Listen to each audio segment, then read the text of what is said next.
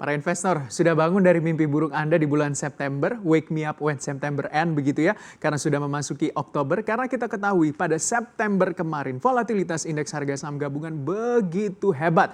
Di perdagangan atau beberapa hari di pekan terakhir perdagangan September kemarin, IHSG justru terjerembab di zona merah, tak mampu memiliki kekuatan untuk berbalik arah ke zona hijau, bahkan turun di bawah level 5.000. Kita ulas di sore hari ini, IHSG tidak ceria di September. Kita lihat setidak ceria apa IHSG di September. Kita lihat dari kurang lebih 23 hari perdagangan di September kemarin, ini ada 16 hari perdagangan IHSG itu koreksi dengan koreksi 18,69%, dan hijaunya atau menghijaunya terapresiasinya hanya ada 7 hari dengan apresiasi 9,66%. Jadi total untuk bulan September IHSG itu koreksi 7,03%. Secara transaksi kita lihat tentunya bagaimana transaksi di bulan September dengan Agustus, kita bandingkan antara man-to-man ya. Kita lihat untuk transaksi September itu adalah 170,56 triliun rupiah atau turun dari Agustus dari 172,53 triliun rupiah. Secara rentang pergerakan IHSG selama September, ketika memasuki September itu IHSG berada di rentang 5.280, kemudian begitu hebat jatuhnya karena pernah menyentuh level 4.915 begitu di pertengahan September, lalu kembali lagi turun 4.842 di sekitar penghujung akhir September dan menutup September kemarin di level 4.870 atau koreksi 0,19%. Akhirnya atau artinya IHSG ini tidak mampu kembali ke level 5.280 yang menjadi level pembuka pada saat mengawali bulan September. Kita lihat lagi apa saja yang terjadi juga di September kemarin. Wake me up when September end. Ketika ini terjadi tentunya banyak sekali investor asing keluar dari pasar ketika bulan September. Ini tercatat secara one month atau 1 bulan di September itu investor asing keluar net foreign sale-nya itu adalah 14,22 triliun rupiah. Kita bandingkan dengan net foreign sale di Agustus itu adalah 8,5 triliun rupiah. Artinya ada selisih kurang lebih 5 triliun rupiah investor asing keluar dari pasar kita atau pasar domestik Indonesia. Nah, kita lihat secara year to date atau sampai dengan September kemarin, di penghujung September itu net foreign sale-nya adalah 43,63 triliun rupiah di pasar kita secara year to date. Sementara transaksi hariannya kalau kita bandingkan antara Agustus dan juga September adalah di Agustus secara harian itu rata-rata 9,6 triliun rupiah. Sementara di September adalah 7,87 triliun rupiah. Artinya terjadi penurunan transaksi harian di bulan September kemarin dibandingkan Agustus, dan secara net foreign sale atau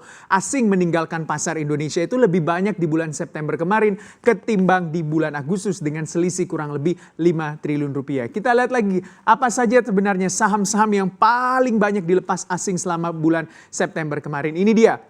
Di posisi pertama adalah BBCA atau Bank Sentral Asia dengan kurang lebih market cap-nya adalah 678,63 triliun rupiah.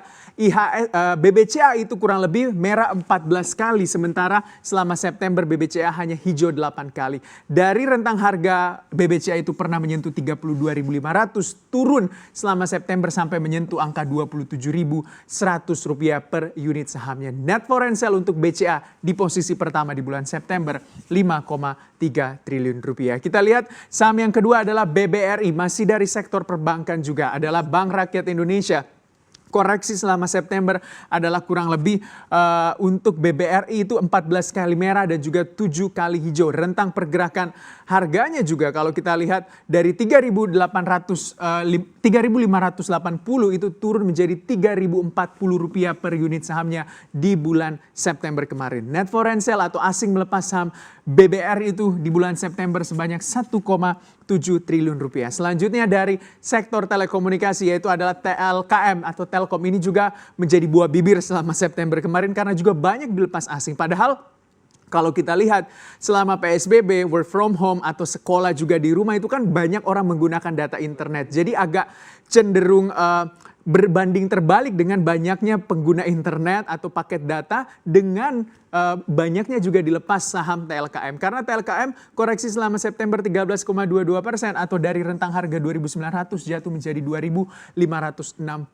Net foreign sale tercatat di saham TLKM adalah 1,2 triliun rupiah. Selanjutnya Di urutan keempat adalah Bank Mandiri, masih dari sektor perbankan. Berarti kurang lebih ada 3 saham perbankan yang dilepas oleh asing selama September. BMRI ini dari rentang harga 5.975 membuka Septembernya harus turun di 4.960 rupiah per unit sahamnya. Net foreign sale-nya tercatat 732,5 miliar rupiah. Astra International, kita lihat ini adalah sektor aneka industri. Begitu kita tahu Astra ini bermain di berbagai macam sektor, otomotif, terus punya juga perkebunan, kelapa sawit, dan punya juga finansial begitu atau keuangan. Berbagai macam deh sektor ini Astra, aneka industri lah. Nah, kita lihat Astra itu bisa dikatakan dari rentang harga 5.175 itu turun menjadi 4.460.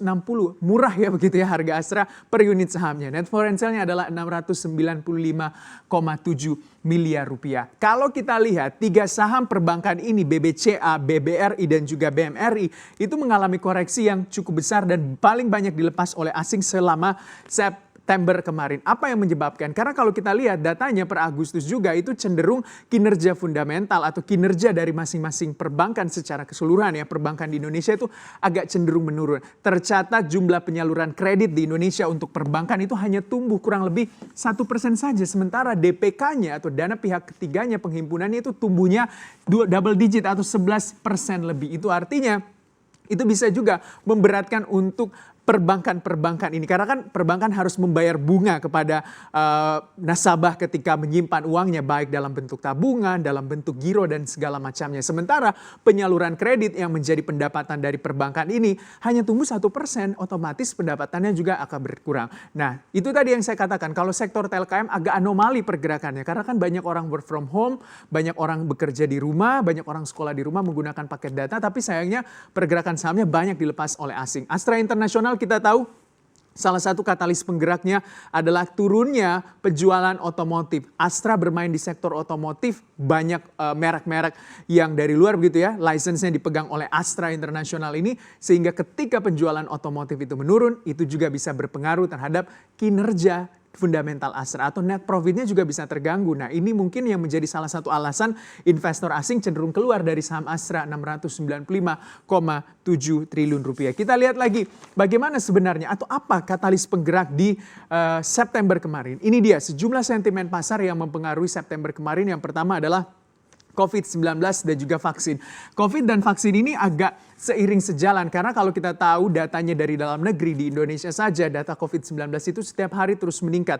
Bahkan pernah menyentuh level 4 ribuan per satu hari dengan kasus terinfeksi. Vaksin COVID-19 kenapa saya bilang ini menjadi salah satu katalis pasar karena selalu kayak ada angin segar begitu ya dari beberapa orang yang mengatakan vaksin bisa sudah siap lah disuntikan pada bulan November atau mungkin juga sudah bisa didistribusikan pada awal tahun 2021. Jadi agak seiring sejalan antara kasus positif dan juga untuk informasi soal vaksin COVID-19 yang selanjutnya yang menjadi sentimen pasar adalah data ekonomi Indonesia. Kita tahu data ekonomi Indonesia agak buruk begitu ya di kuartal 3 2020. Salah satunya adalah September karena September masuk ke kuartal 3 2020. Datanya itu PMI di bawah 50, konsumsinya tertekan. 3 bulan berturut-turut terjadi deflasi 0,05% deflasinya di September dan bisa dikatakan ekspor impor menurun. Dan yang menjadi juru selamatnya adalah belanja pemerintah tapi sayangnya juga realisasi belanjanya masih tertekan. Ketegangan Amerika Serikat dan China juga menjadi salah satu katalis penggerak pasar di September kemarin. Kita tahu ada sejumlah sentimen antara Amerika Serikat dan China. Di antaranya adalah ketegangan di Laut Cina Selatan. Terus Amerika menuding China itu adalah penyebab utama COVID-19 di sidang umum PBB. Ini sebenarnya yang membuat juga volatilitas pasar cenderung bergerak dan juga cenderung tertekan. Pilpres Amerika Serikat juga menjadi salah satu perhatian begitu bagi para investor karena kita tahu apa yang terjadi di bursa saham Amerika Serikat yang menjadi kiblat dunia itu juga diperhatikan oleh investor. Nah, proyeksi di kuartal 4 adalah rilis data PDB kuartal 3 Indonesia yang nantinya juga bisa menjadi salah satu katalis penggerak pasar. Tapi sayangnya Ibu Sri Mulyani bilang kalau misalnya PDB kuartal 3 Indonesia itu masih akan koreksi negatif 2,9 sampai dengan negatif 1%.